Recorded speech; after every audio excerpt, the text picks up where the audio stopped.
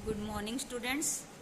आज हम आपका second paper contemporary India and education, इसमें सेकंड यूनिट का फर्स्ट टॉपिक डिस्कस करेंगे, जिसका नाम है मैकाले मिनट। मैकाले मिनट को जानने से पहले आपको जो हमारा चार्टर एक्ट 1813 आया था उसको जानना जरूरी है। जो चार्टर एक्ट 1813 में आया था उसको ओरिएंटल एंड ऑक्सीडेंटल कंट्रोवर्सी और एंग्लो इंडियन कंट्रोवर्सी के नाम से भी जाना जाता है, यानी कि प्राच्य और पाश्चात्य विवाद। इंडिया और इंग्लिश मैन जो हमारे देश में आए हुए थे उनके बीच में जो भी वाद विवाद चल रहा था एजुकेशन को लेकर के, वही सारी चीजें जो है चार्टर एक्ट 1813 में डिस्कस की गई थी। जो 1813 में चार्टर एक्ट आया था उसका जो मेन पर्पस था वो ये था कि वो भारत में एक ऐसा वर्ग तैयार करना चाहते थे लोगों का जो देखने में हिंदुस्तानी हो, लेकिन उनका सोच, उनके इमोशंस, उनके काम करने के तरीके सारे जो है इंग्लिश हों। क्योंकि बेसिकली जो इंग्लिश मैन थे वो इंडियन पीपल को एजुकेशन देना नहीं चाहते थे, वो जस्ट जो है अपनी कंपनी के लिए सस्ते क्लर्क और मजदूर तैयार कर रहे थे। इस वे में वो तो जस्ट एक छलावा था भारतीयों को अपने ऊपर हावी ना होने देने का, अपने साथ मिलकर जो अपना उल्लू सीधा करने का। तो आइए डिस्कस करते हैं इसके बारे में। तो इसमें इन्होंने सबसे पहले हमारी लैंग्वेज के ऊपर वाद विवाद शुरू किया। इन्होंने कहा था कि जो भी हमारी वर्नाकुलर लैंग्वेजेज हैं, वर्नाकुलर लैंग्वेजेज जो इंडियन लैंग्वेजेज उस टाइम पे, अरेबिक और संस्कृत, इस तरीके की सारी भाषाओं को इन्होंने निगलेक्ट कर दिया। इसके अलावा इन्होंने एक बात कही कि हर साल जो है एजुकेशन पर 1 लाख रुपीज जो हैं खर्च किए जाएंगे, लेकिन उसमें ये क्लियर नहीं किया गया कि वो पैसे जो हैं किस वे में और किस तरीके से जो हैं खर्च किए जाएंगे, उसको उन्होंने एक्सप्लेन नहीं किया। जस्ट जो है 1 लाख रुपीज जो हैं हर साल एजुकेशन पर खर्च करने की बात कही गई। दूसरा इन्होंने कहा कि जो इंडियन स्कॉलर्स हैं, जो भारतीय विद्वान हैं, वो नहीं हैं जो वेदों का ज्ञान रखते हैं, बल्कि इन्होंने कहा कि भारतीय विद्वान वो हैं जिन्होंने जॉन लॉक और जॉन मिल्टन को पढ़ा हो। कहने का मतलब ये है कि वो ब्रिटिश लिटरेचर को ही जो है ग्रो करना चाहते थे और हमारा जो भारतीय साहित्य था उसको ये खत्म करना चाहते थे। क्योंकि भाषा कब तक जीवित है बेटा? जब तक उसको बोला जाए, जब तक जो है उसको लिखा जाए, यानी कि जब तक वो हमारे कम्युनिकेशन के अंदर है तब तक ही कोई लैंग्वेज एग्जिस्ट करती है। अदरवाइज क्या हो जाएगी? उसका अस्तित्व ही खत्म हो जाएगा।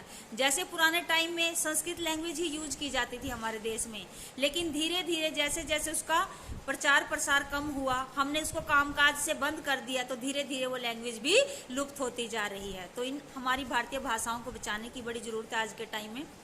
तो ये चार्टर एक्ट में 2 पॉइंट बताए मैंने, एक इंडियन स्कॉलर के बारे में इन्होंने कहा और एक इन्होंने एजुकेशन पर जो भी इन्होंने एक्सपेंडिचर करना है उसके बारे में डिस्कस किया। तीसरा इन्होंने कहा कि जो लिटरेचर है, जो लिटरेचर पढ़ाया जाएगा स्कूल्स में, वो इंडियन लिटरेचर नहीं होगा बल्कि वेस्टर्न लिटरेचर होगा। ये साफ तौर पर ही जो है इंग्लिश लैंग्वेज को हमारे देश में थोपना चाहते थे। और वो सीधे रूप से अगर लोगों को बताकर ये चीज़ करते तो इससे जो है उनको बहुत ज़्यादा डिफ़िकल्टी होती।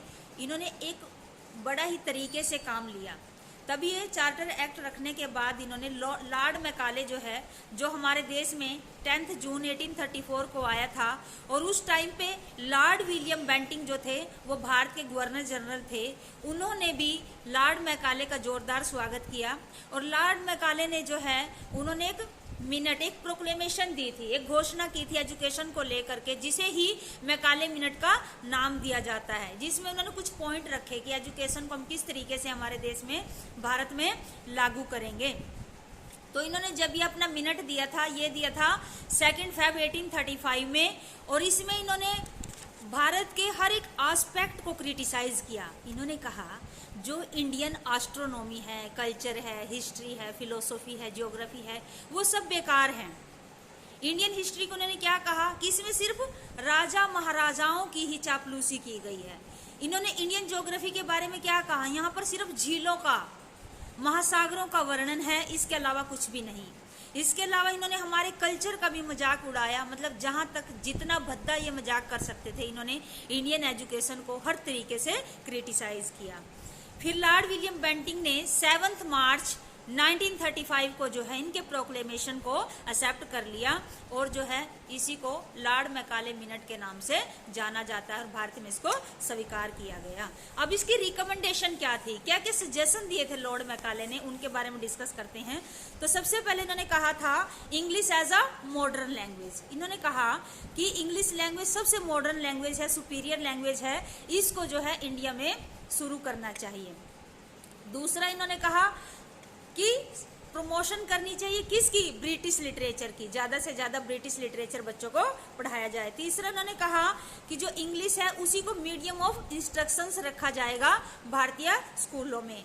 और एंड में जो इन्होंने एक मेन बात कही थी वो फिल्ट्रेशन थियरी के नाम से जाना जाता है। फिल्टर का काम क्या होता है बेटा, छानना। जैसे आजकल हम अपने घरों में आरओ लगाते हैं, वो पानी को छानता ही तो है। ठीक इसी तरह से इन्होंने क्या किया, जो भारत के ज्यादा पढ़े लिखे लोग थे उस टाइम पे, जैसे महात्मा गांधी जी, जवाहरलाल नेहरू, स्वामी विवेकानंदा, उनको इन्होंने अपने साथ मिला लिया और इन्होंने छन्नीकरण का सिद्धांत अपनाया कि कुछ लोगों को, जो पढ़े लिखे लोग हैं, उनको अपने साथ लगा देते हैं और उसके बाद वही लोग जन साधारण को पढ़ाने का काम करेंगे ताकि एजुकेशन जो है उच्च वर्ग से निम्न वर्ग की ओर छन कर आए। तो ये इन्होंने फिल्ट्रेशन थियरी दी थी। इसके बाद इन्होंने कहा, इन्होंने डिसरिस्पेक्ट की थी इंडियन लैंग्वेजेस की, कि जो इंडियन लैंग्वेज है वो किसी काम की नहीं है, उसको भी इन्होंने पूरी तरह से क्रिटिसाइज किया। और इसके बाद इन्होंने जो ओरिएंटल बुक्स हैं, जो भारतीय साहित्य की किताबें हैं, उनको निगलेक्ट किया। उन्होंने कहा कि जो आगे बुक पब्लिश होंगी वो सारी जो है इंग्लिश लैंग्वेज में होंगी। इसके अलावा उन्होंने भारतीय किताबों को भी जो इंग्लिश लैंग्वेज में ट्रांसलेट करा दिया। ओके बेटा, thank you, have a great day.